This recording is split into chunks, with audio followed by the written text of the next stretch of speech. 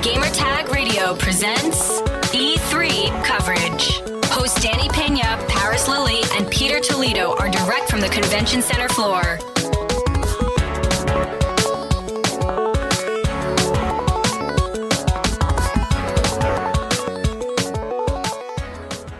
Danny, What's up, man? E3 2019. It's coming to a close. Last day, we got some good stuff. Yeah. Yeah. And to keep it moving, got a chance to play Borderlands 3 from Gearbox. It's one of those games that I was heavily looking forward to, heavily anticipating.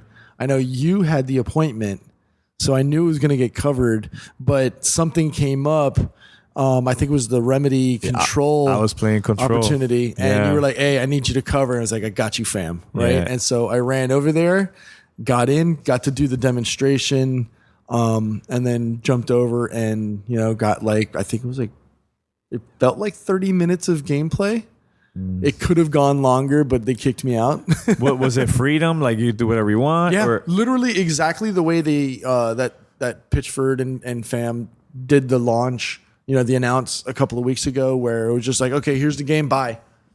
Exactly the same way. They were like, you're going to have a character with level 6 experience or like level 6 skill points. So jump in, fill up your skill points, and get out into the game.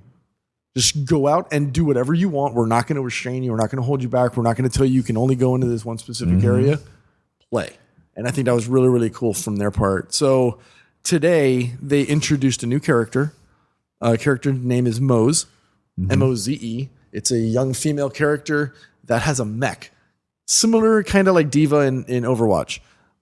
She's a mech pilot, primarily a tank / DPS build with hard points like one on each shoulder. So like depending on which build you wanted to go, and there was 3 of them, you could put either rockets or grenades, one on either shoulder.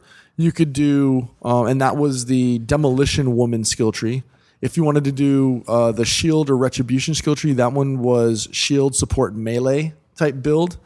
And actually in the melee build, there's like a jackhammer punch that is in one of the arms. It was really, really dope. And the last one, which was my personal favorite, Bottomless Mags, which was a chain gun and a flamethrower. And that's like the super heavy tank DPS. And the cool part about that is if you have the right skill perk attached, you can have a co-op player jump on your back, mount, and use the turret on her own or on their own, right? So similar like Titanfall, where you're running around and you're in your Titan doing damage or whatever. You can have a fellow Titanfall pilot jump on your back and like just shoot around. Same concept. Okay. So in this iteration, they were highlighting and introducing some new things. One of them, some of them being social features. So like, let's say, Danny, you and I are playing a game, right? And you decide to become the loot bandit and run in and just scoop up all the loot. And then you realize, you know what? Pete really liked that gun and I feel bad. You can send it to me in game via like a mail system. Right. So you don't have to come up and find me in game and drop it and I have to pick it up. You can say, you know what? I played with Pete. He liked this gun. Let me send it to him. And on top of that, it'll level scale. So even if let's say you were 10 and I'm 15, when you send it to me, it scales up to 15 for me. Like, the way is if I would have picked it up on my own. The other thing that you can do is if let me see what I'm saying. Can I ask a quick question? Sure. Did you were playing by yourself? I played by myself. Oh, so there was no like, play with others. No, there was. They didn't. The games that we played was only like, okay, here's your character, go. There was no other playable characters. We weren't networked in any way, shape, or form. That's fine. We'll see that. Maybe I'm sure closer. they'll unveil that at a later date. Yeah. The other thing that they showed was hunt missions, which is kind of like, you could participate in missions that other people have done. Like, let's say, it's kind of like a leaderboard feature. The cool thing is you can see that you can either choose to participate in that game on your own and say, Danny shows, he was on this leaderboard for this mission, did really well. Or if you see that somebody is playing that, you can immediately use that hunt mission and jump directly in there. And those hunt missions, kind of like strikes in Destiny, where it gives you the opportunity to do a boss battle for higher, more powerful loot. Cool. The other thing that they announced was the level. You've always seen how it's always like super customizable, but always off the wall, crazy designs. They've really gone, really, really dope this time. Now with skins that are dynamic in color. Mm-hmm. Now your character, similar to like what we saw in Anthem and originally like in Halo, where you could do your armor, your colors in 3 different ones, your primary, tertiary, or secondary and tertiary colors. Now you can do that as well. They've introduced emotes, weapon trinkets, and weapon skins. So now it's not just the plain Jane weapon that you can actually get skins to customize your stuff. And some of the other things that they showed was, this is now the 3rd planet in the universe of Borderlands. Planet's called Eden 6.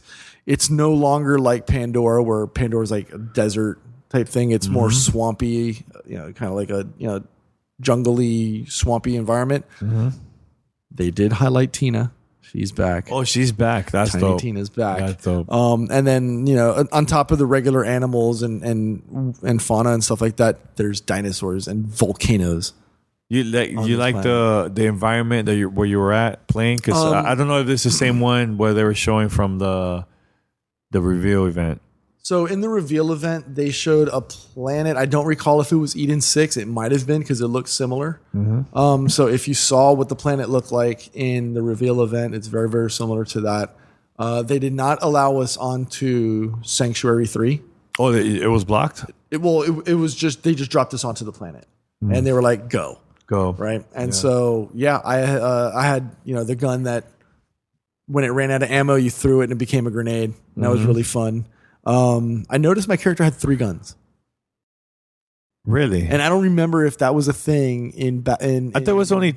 Was it? I don't know. I had 2 assault rifles and a shotgun, and then I could jump into my mech and then unleash total hell and fury on the planet, and it was fun. Mm-hmm. And so that kind of gave me like that, that mech assault / Titanfall feeling where you're in a mech just like trudging down slowly. And there's areas of the map that you can't get to because you're in the mech because it's so big. So you have to like jump out. Yeah. And you can't sit there indefinitely. There's a gas meter that starts to beep and flash.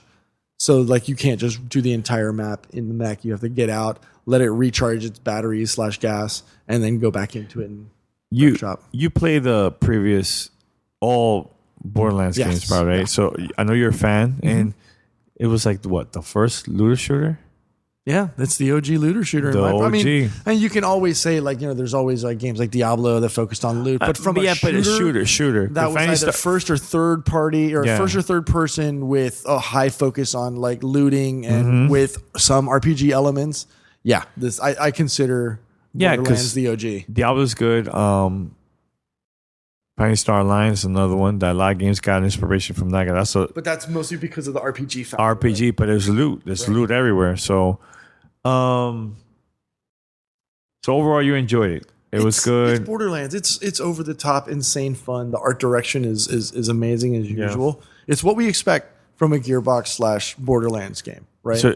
So I mean, I know there's been that skepticalness of trying to support them because of all of the BS with what Randy Pitchford said. But, as a fan of the game and the fan of what they're offering, because they seem to be clicking all those right buttons right now with, we don't want to do this. We don't want to fall into the same traps as other games. It's kind of enticing. It kind of makes it hard to say no. Yeah. So, I mean, hey, I'm a shooter fan. I'm a looter shooter fan.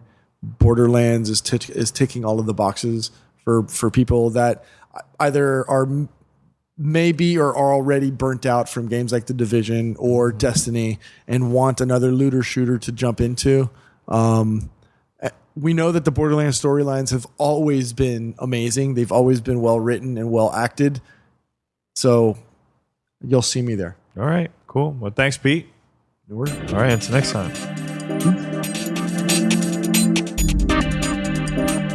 Thanks for listening to Gamertag Radio. Be sure to like us on Facebook and follow us on Twitter.